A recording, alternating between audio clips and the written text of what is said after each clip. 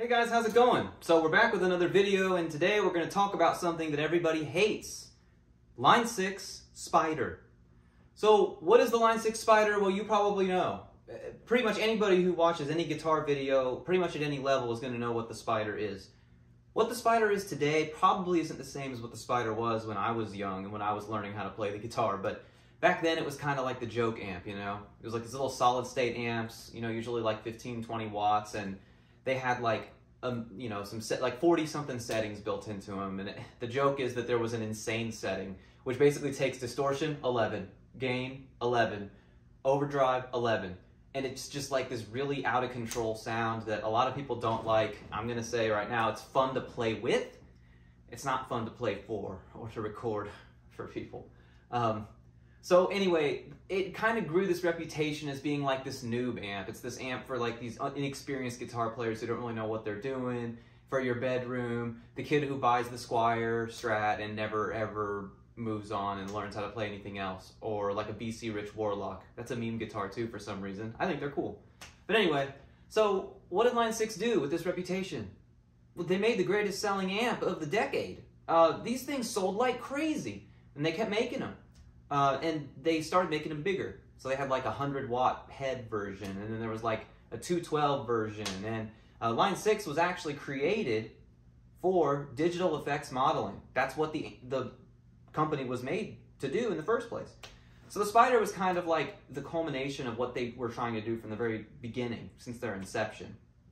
As time went on, and they continued to sell well, I don't know how this happened, okay? Picture this. You have an amp that has a reputation as being an amp for amateurs, an amp for people who don't know what they're talking about. Real guitarists hate them. So what happens? They get Bogner to partner with them to make an amp. What? That happened. This is real. And we have it. It's right here. This is the Spider Valve HD100. What is this thing? Well, it's basically a small Line 6 pod.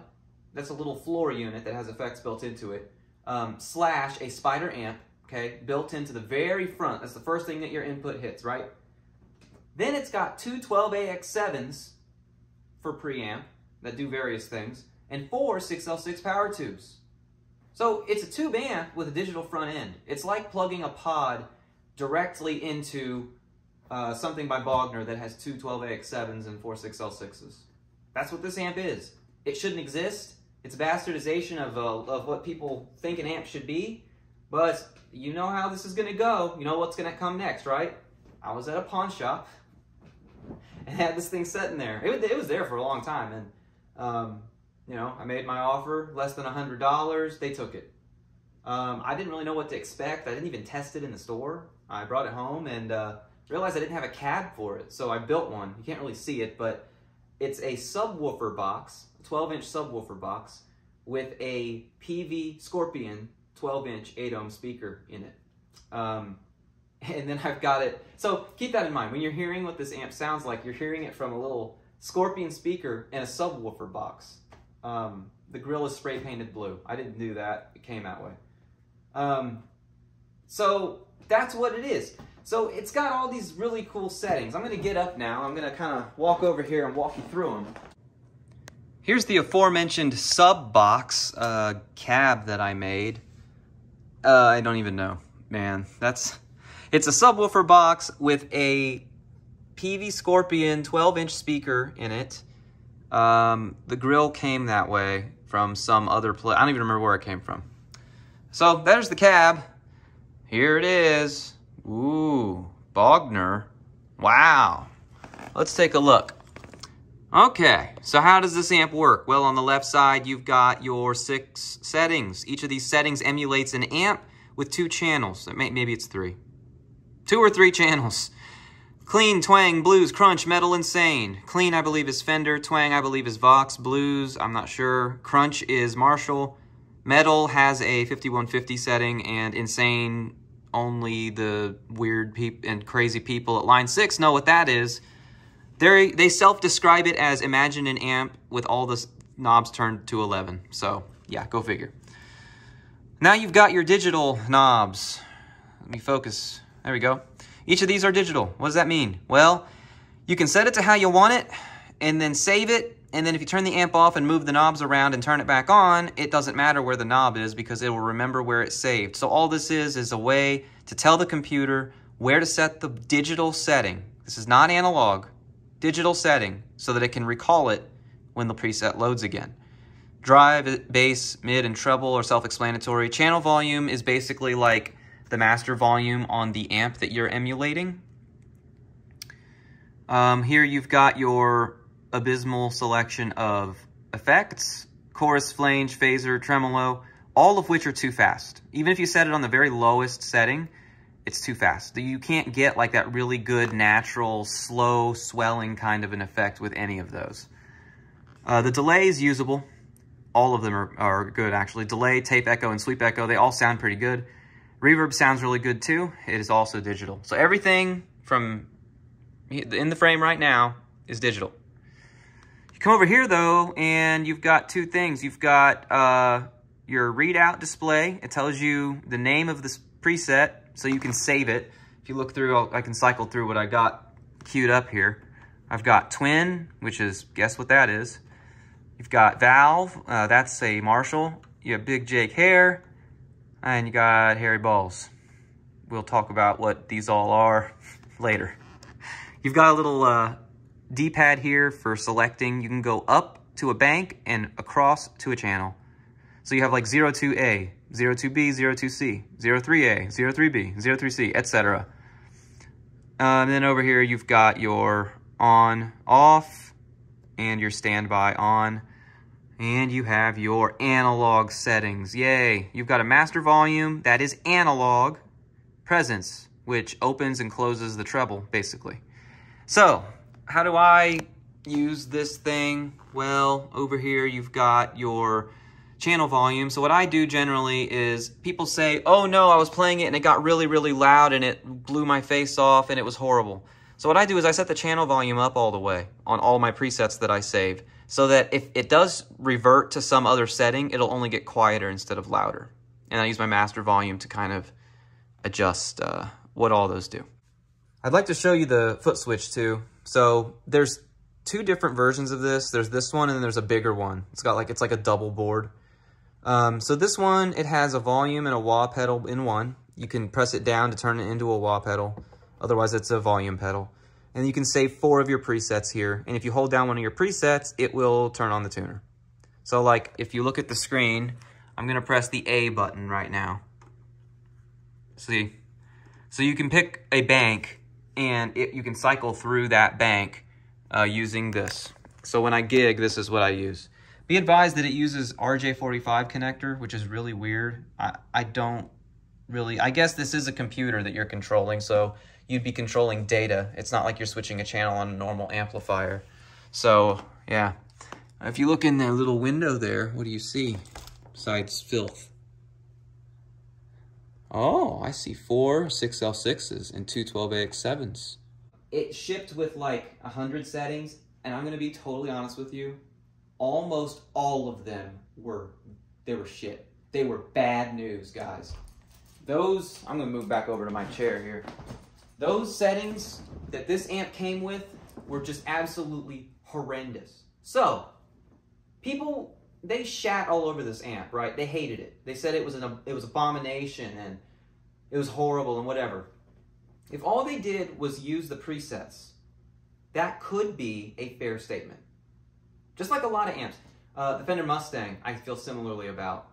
The PV Viper, I feel similarly about. If you're only judging these things, the pod is included in that, on the floor, the pod.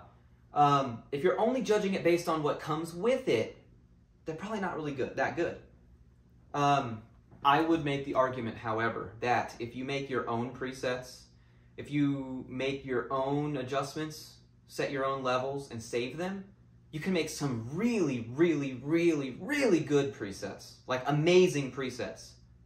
And then you don't have to bring anything with you, right?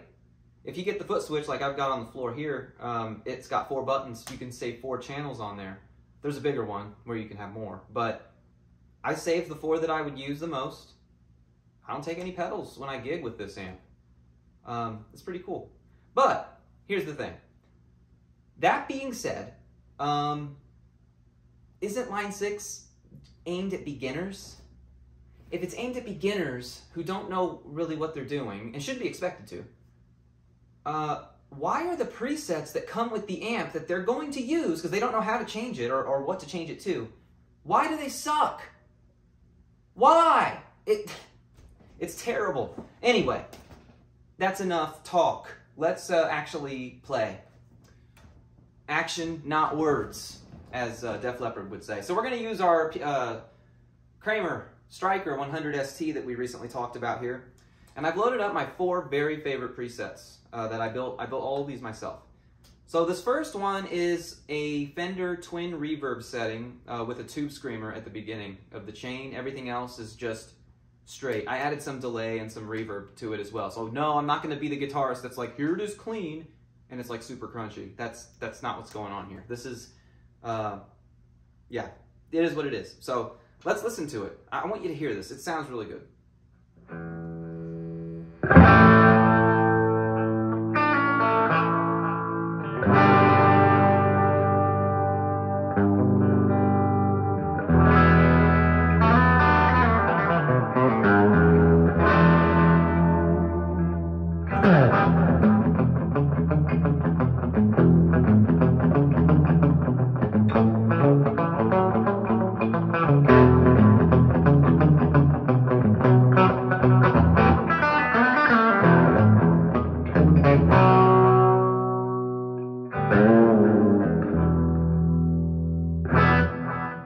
So that's kind of a crunchy sound. I think it sounds awesome. I love the way that sounds, guys. With single coils or with a guitar with a neck pickup, which I'm an idiot for not, bringing a guitar with a neck pickup to do this. It sounds really great. It sounds really great like that too. I mean, it's got that twangy sound. Roll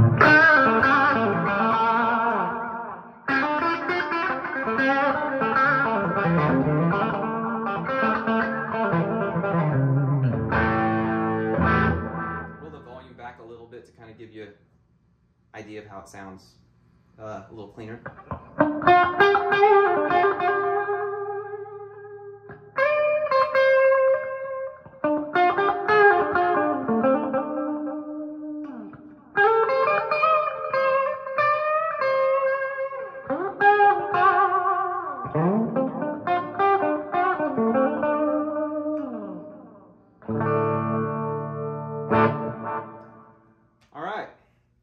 Move on to the next setting. This one is kind of like a Marshall-y sound, and I think it sounds really, really good.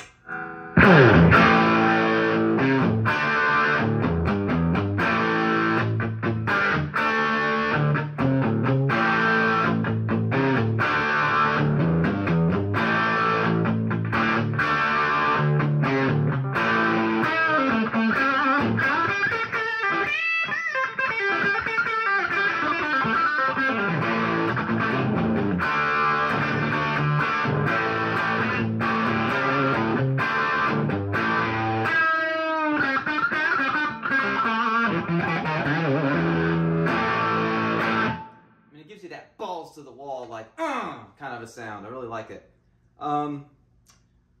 Save the best for last. So this is not last. This is second to last. This is a really like deep, like metal kind of a sound.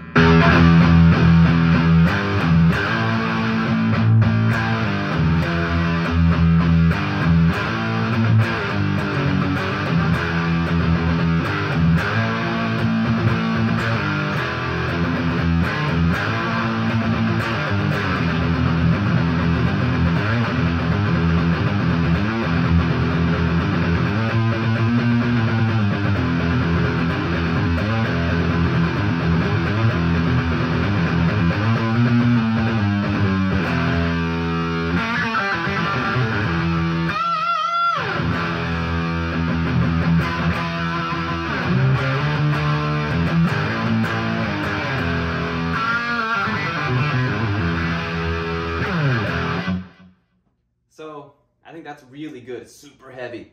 Now to my favorite setting. This setting makes me feel amazing.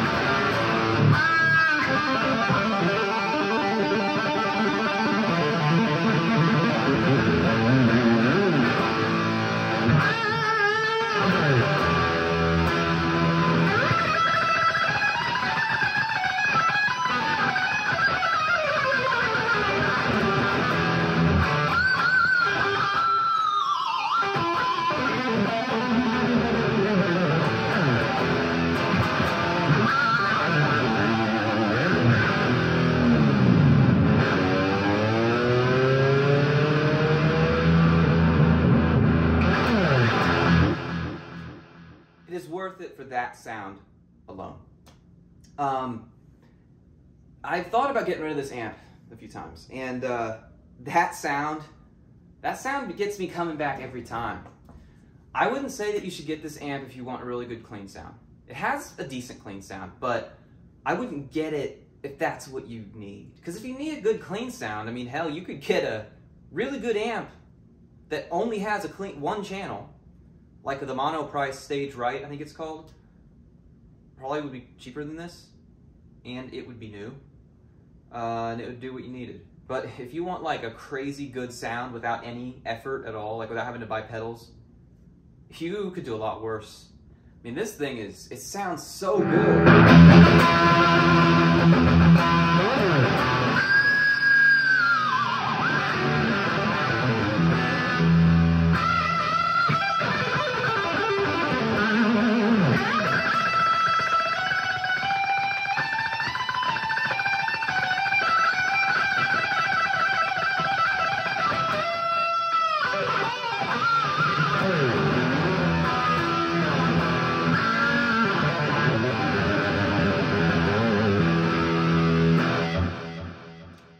It, man. If that's the kind of music that you like, you should pick this up.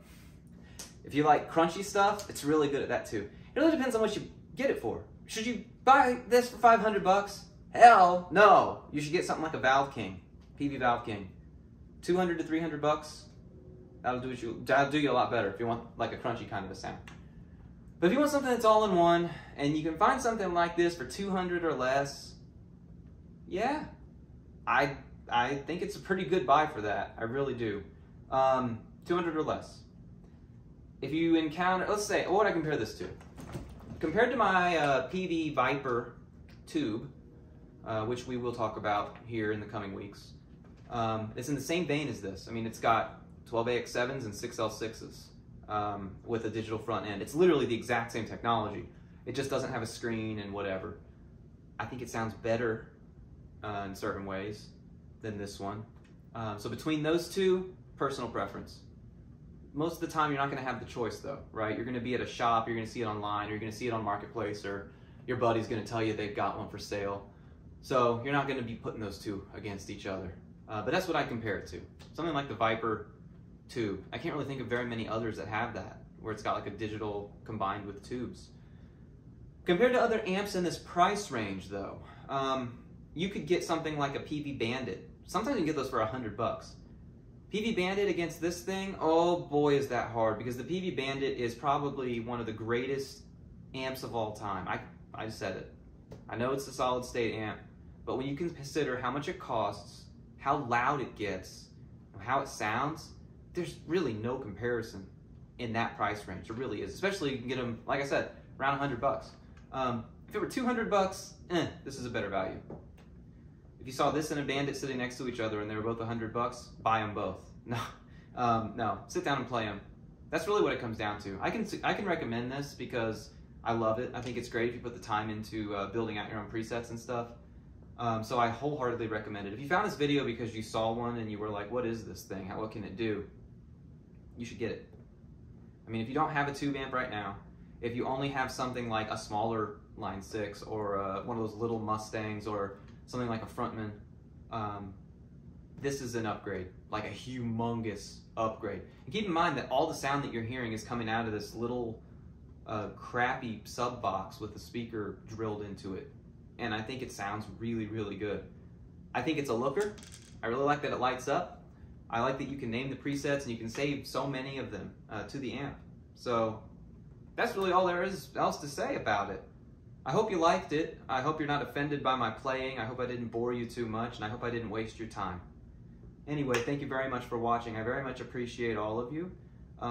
If you would like, you can join the Discord and we can talk about stuff, you know, guitars, amps, and gear and stuff. That's going to be, link is in the description for that. I've also got links in there for Fender Play, which is some online guitar lessons free for 14 days. And you can get a discount at the Fender shop if you use my link in the description below. That'll help the channel too. Thank you very, very, very much. Appreciate all of you. See you next time. Keep on rocking.